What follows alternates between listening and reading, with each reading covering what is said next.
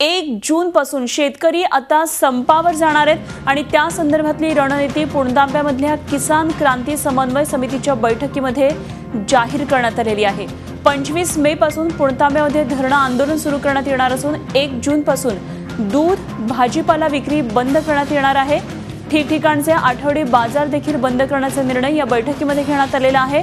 परराज्यातले दूध भाजीपाला शेतकरी रोखणार आहेत। या व्यतिरिक्त गनिमी कावा आंदोलन करणार असल्याचंही या बैठकीमध्ये ठरवण्यात आलेलं आहे। आजच्या या बैठकीला शेतकरी नेते रघुनाथ दादा पाटील देखील उपस्थित होते।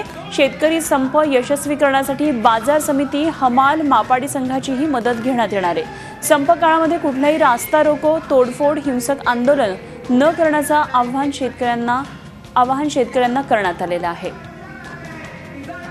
कुठेतरी चर्चेला जाणं किंवा कुणी जाणं त्याच्यापेक्षा सरकारला चर्चा करायला पुणतांब्यात यावं लागेल आणि म्हणून 25 ते 30 तारखेच्या दरम्यान आम्ही पुणतांब्यात बसतोय। ज्यांना कोणा पाठिंबा द्यायचा आहे ते लोक पुणतांब्यात येतील।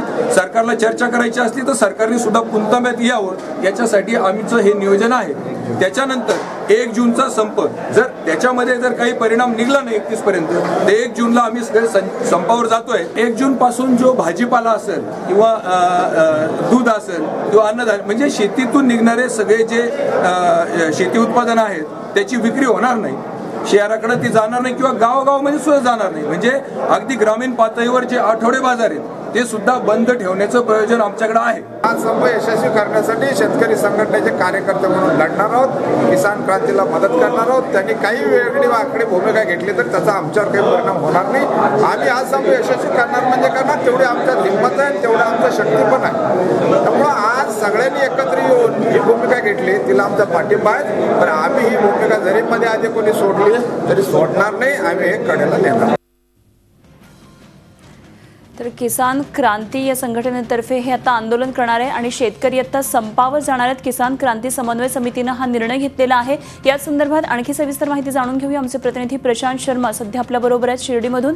प्रशांत, एक मोठा गट आता हा संपावर जाणार आहे शेतकऱ्यांचा। पुणतांब्यामध्ये याची सगळी रणनीती आज ठरलेली आहे। 25 मे पासून धरणं आंदोलन करणार, 1 जून पासून संपावर जाणार। काय काय नेमकं ठरलेलं आहे, याचा कितपत प्रभाव पडू शकतो?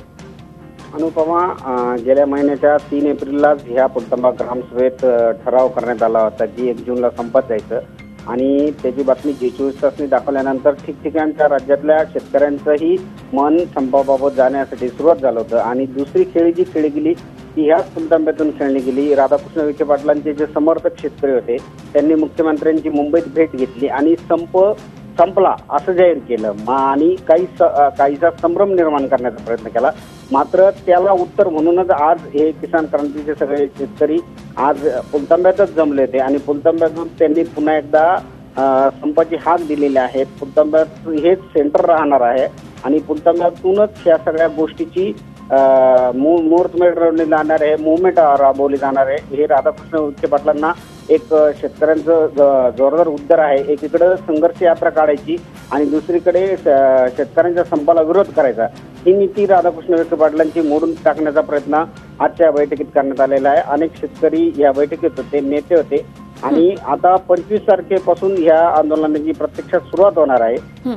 प्रत्यक्षात ह्या सगळ्या आंदोलनात आज काही प्रमाणात शेतकरी कमी जरी असले तरी किती शेतकरी ह्या 25 तारखेपासून आंदोलनात सहभागी होतात आणि प्रत्यक्षात 1 जून पासून किती शेतकरी संपावर जातात हे मात्र गेल्या पुढच्या काही दिवसातच स्पष्ट होणार आहे। खरं प्रशांत, आणि त्यामुळे सरकार या सगळ्या गोष्टींकडे कशा पद्धतीने बघतंय हे महत्त्वाचं ठरणार आहे। धन्यवाद आपण दिलेल्या या सगळ्या सविस्तर माहितीसाठी। झी 24 तास रहा एक पाऊल पुढे।